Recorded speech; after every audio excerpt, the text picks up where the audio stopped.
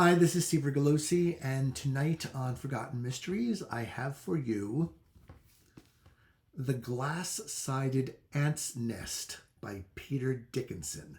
As you can see there at the very bottom corner, it is a Harper novel of suspense, copyright 1968 by Harper.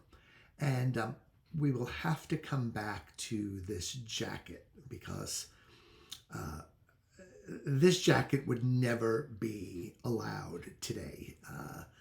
And I don't even think a book like this could get published today for reasons that we will talk about. So, the first thing to know, Peter Dickinson is a very well regarded novelist. He wrote mysteries, he wrote fantasy, he wrote children's books. He was born in Zambia in Africa, and his parents moved him back up to England because they wanted him to be able to attend English schools. And one thing you will realize if you haven't read Peter Dickinson before or don't know much about him is he is a critic's darling, right? There's a lot of fulsome and fawning reviewing going on of Peter Dickinson. And, I say that jokingly, just that he was very well regarded. And for good reason. But I also think that he is going to be a little bit difficult for the contemporary mind, in the year 2026, to wrap itself around. So let's explore the pros and cons of Peter Dickinson. So the title of the book, The Glass-Sided Ant's Nest, this is the U.S. title. It was published in the U.K. originally as Skin Deep, which is probably a better title, although this title certainly grabs your attention. And by that image, the glass-sided ant's nest, just think of it literally, like there's an ant's nest that's enclosed in glass, and you, the observer, can look inside and see what's going on with the tunnels and the colony and the different rooms that are created by the ant's nest. So it really lends the impression of almost like an anthropological or a scientific look at a community from from an academic perspective, from a pretty serious perspective of studying what is inside the glass-sided ant's nest. I mean, I guess it's like an ant farm, right? That's what I remember having them in school in 4th and 5th grade and just being kind of fascinated with them. Maybe I'll get one. I haven't. That might be an interesting thing to do. Okay, but that's a digression. So the Peter Dickinson's lead for a series of about 6 books is James Pibble, Jimmy Pibble. He works for Scotland Yard, and he has the, I think, rather enviable job of whenever Scotland Yard gets a case that seems totally cuckoo or totally whacked out, it gets assigned to Pibble. So, like, if you were a detective, wouldn't you want that to be your job, right? Instead of just, investigating all these boring country house murders and, drug culture and, drug-induced killings, in an urban area, right? Wouldn't you rather work on something that's really going to kind of engage your brain and make it think in ways that it hasn't had to think before? And so Pibble is aware that he's in sort of a rarefied position here, and he simultaneously appreciates it and sometimes thinks, woe is me, why am I stuck with all these oddball cases? This book, The Glass-Sided Ant's Nest, is the first in the series. And I purposely wanted to review this one for you because I think it gives you a really good sense of what Pibble is about and what Peter Dickinson's novels were all about. So picture this as a setup. You will not have seen this before. What has happened is during the war, a native population on New Guinea has been kind of decimated by the Japanese. And there's an anthropologist there studying a local tribe, a local group, an indigenous group called the Ku, Ku, which are fictional, but it is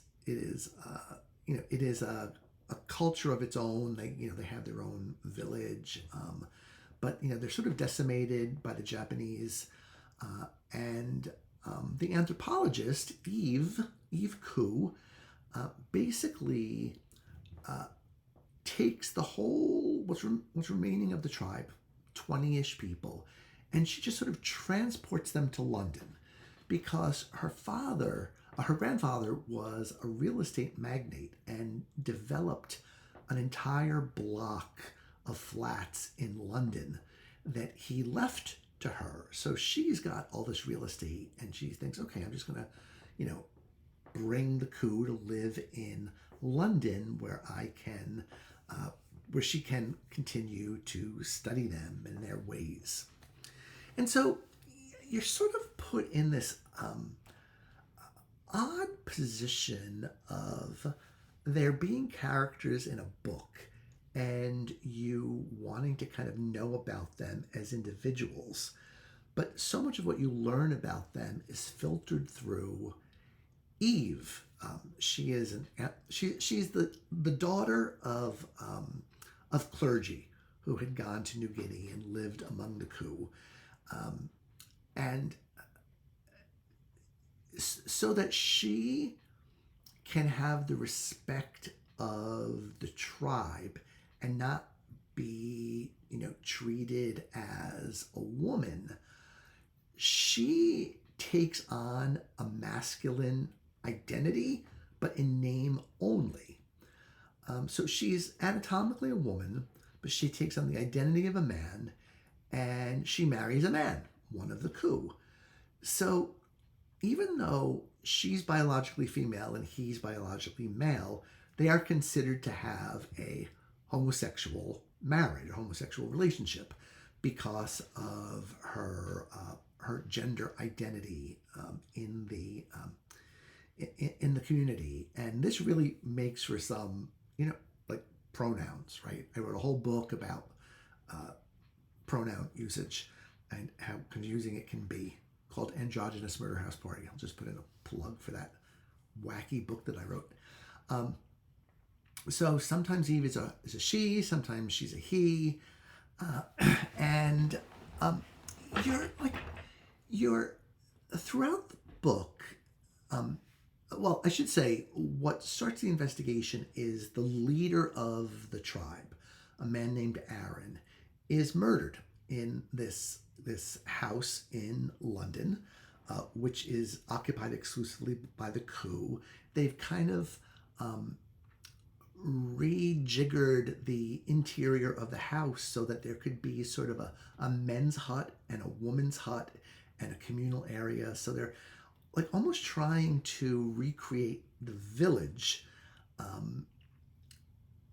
within a London house. So, very strange, right? Like, a house in London and a village in New Guinea are two very, very different things.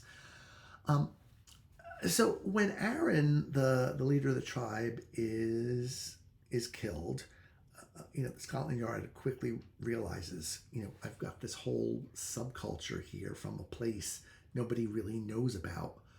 I don't even know how to begin investigating this, so let's get Pibble in on the act. And it's a little, Dickinson is so quirky, and I'll get into that later.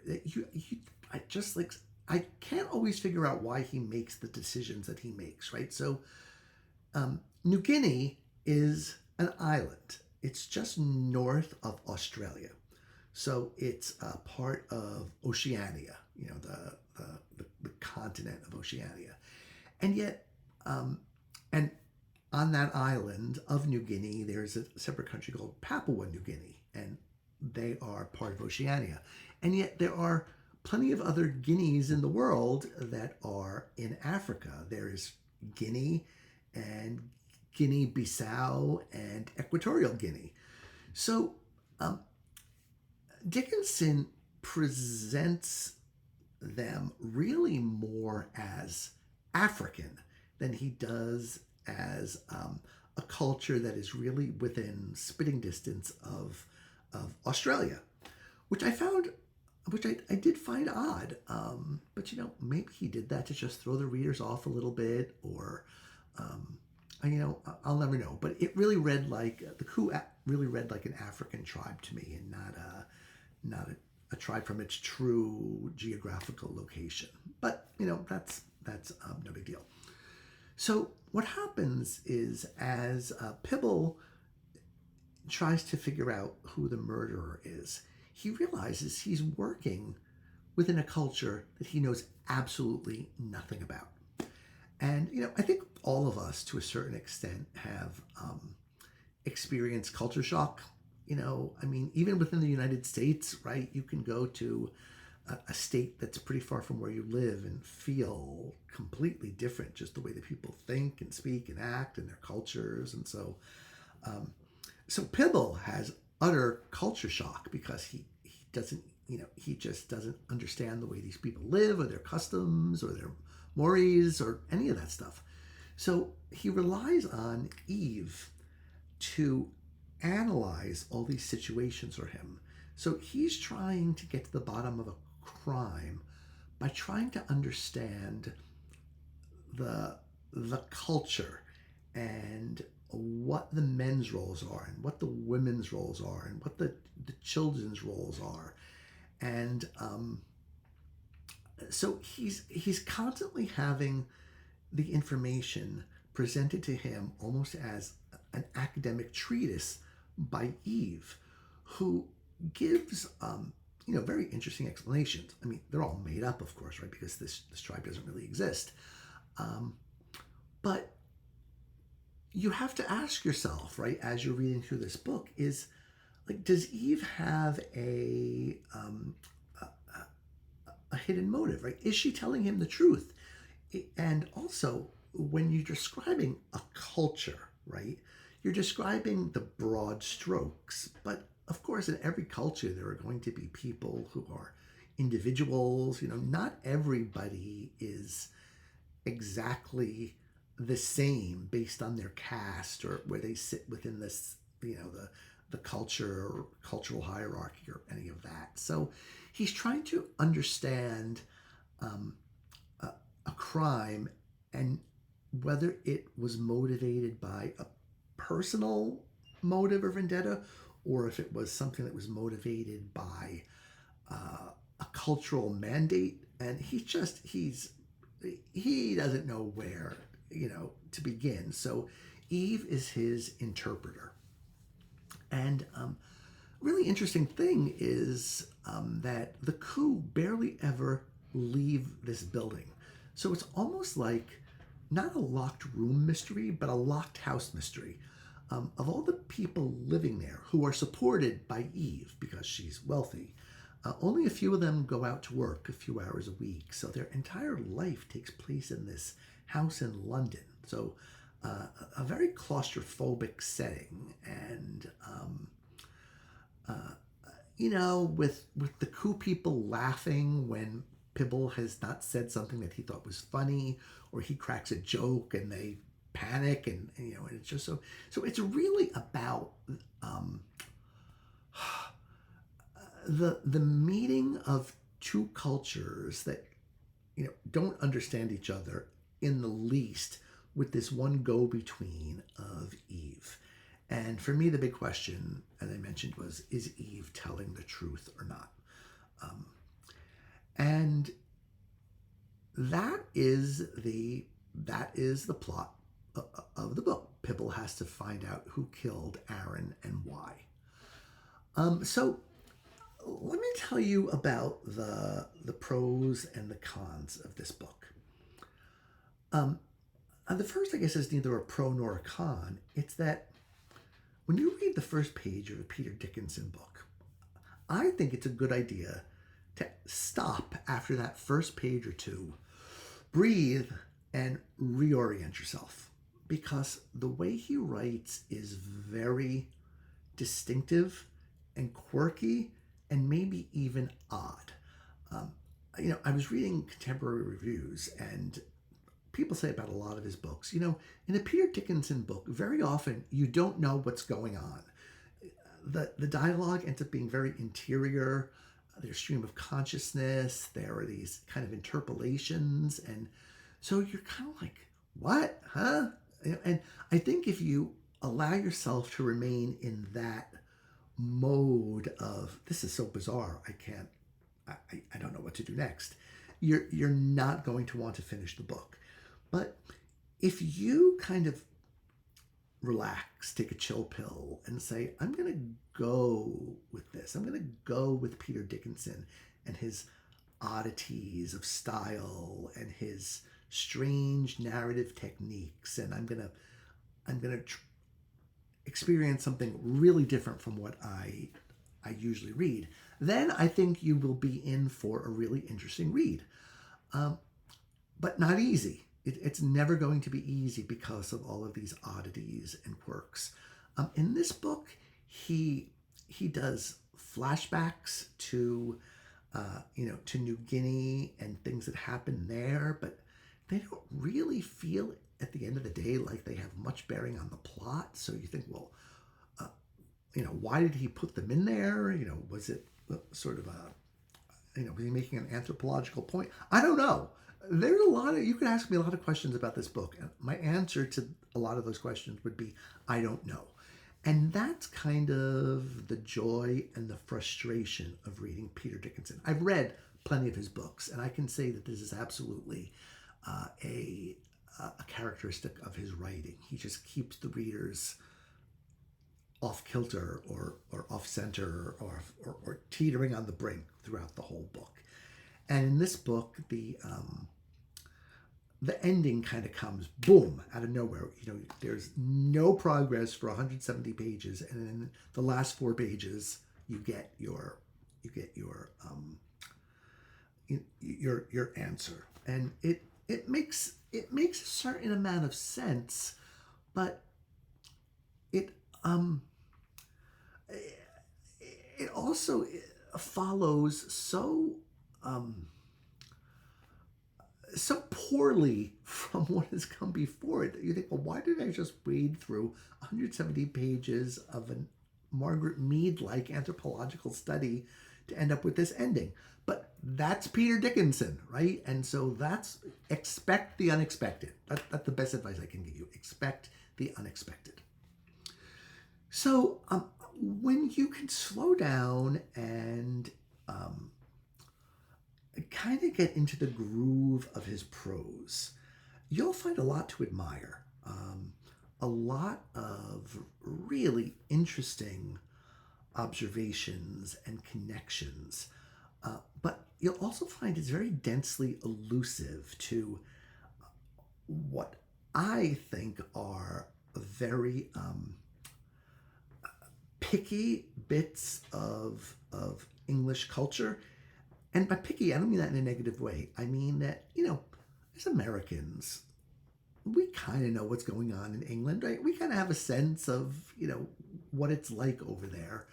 But of course, they're their own culture with their own way of doing things. And so many things that, they take for granted just make no sense to us. And so if you're an American reader, you could really spend a lot of time researching what these references mean, or these social practices in England mean. And I don't have the patience to do that because there's so many of them. So I just kind of accept them and say to myself, okay, you're not going to understand this, Steve, and hopefully it doesn't have a bearing on the plot. And it usually doesn't. And you will find something really out of your typical range of reading. I think no matter whether you read a Pibble book or one of his standalones, they're odd. They're just really odd, and you have to be you have to be down with that. You have to be willing to accept it.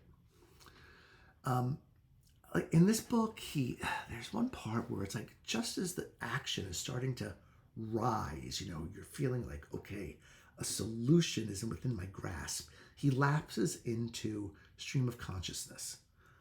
Okay, not usually something that I think of as a good idea for popular fiction, right? I mean, he's not James Joyce. But there it is, when you got to get through it, and you're sort of scratching your head thinking, okay, what the hell is this all about? But it gets figured out in the end.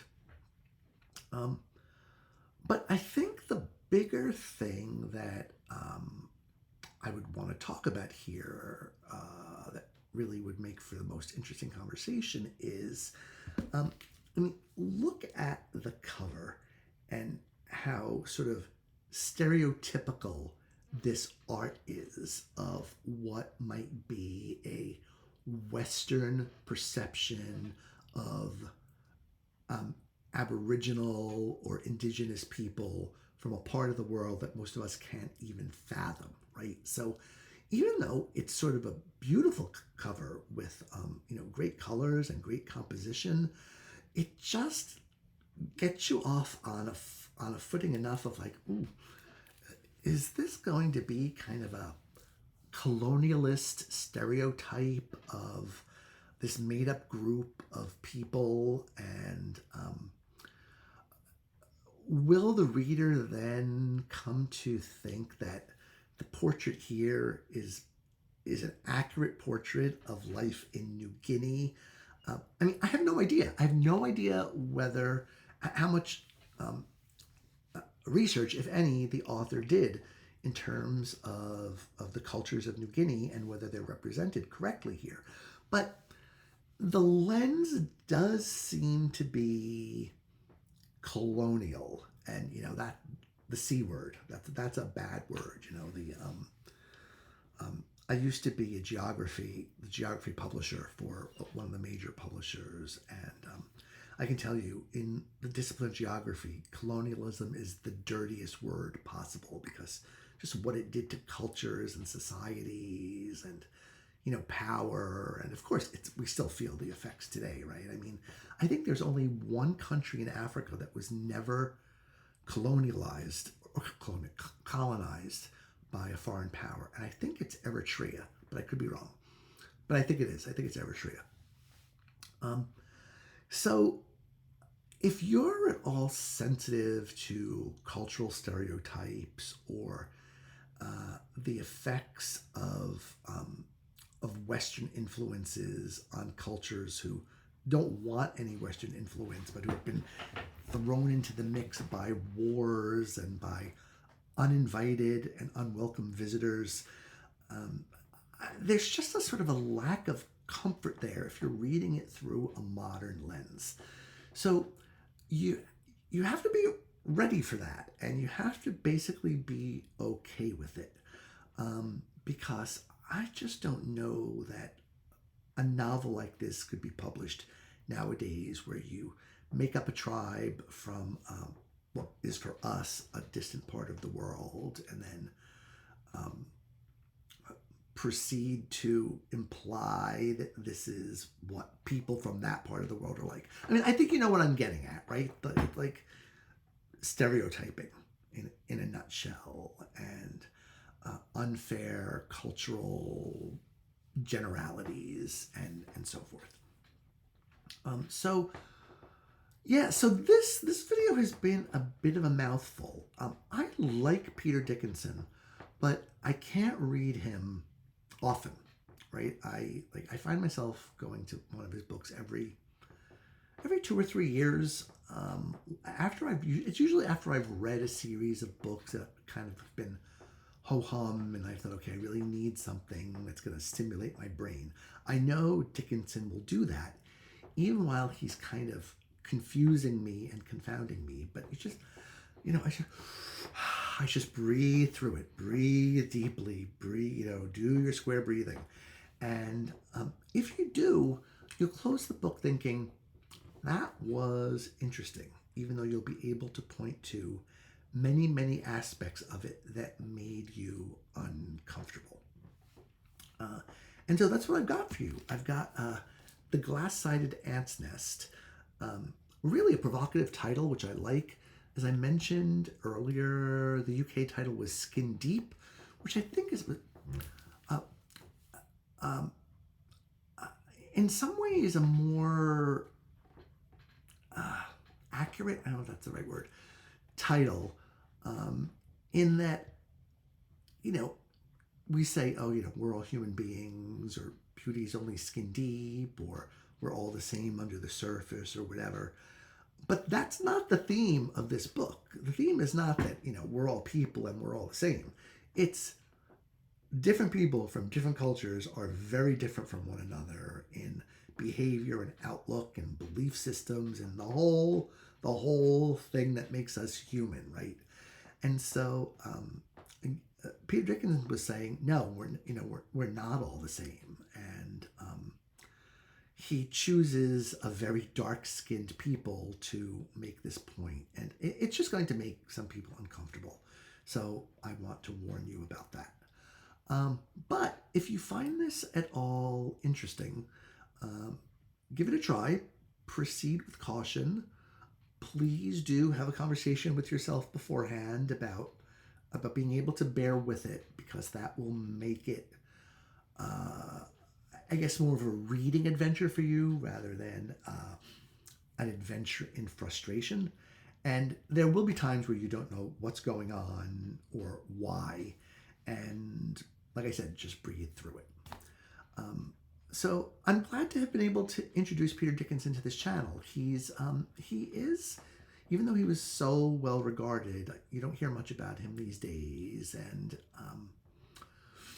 I can't see him ever gaining today, like being rediscovered and gaining a widespread readership. He's just too odd. But for those of us who love going to the past and seeing what's been published, and like I said, reading reviews from the time of books that were published that just fell over themselves with praise for the genius of these books, it could be an interesting experience for you. Okay, that's it for tonight. Back next time, probably with a book that'll be a little bit more mainstream, although who's to say. Okay, thanks and have a good night. Bye.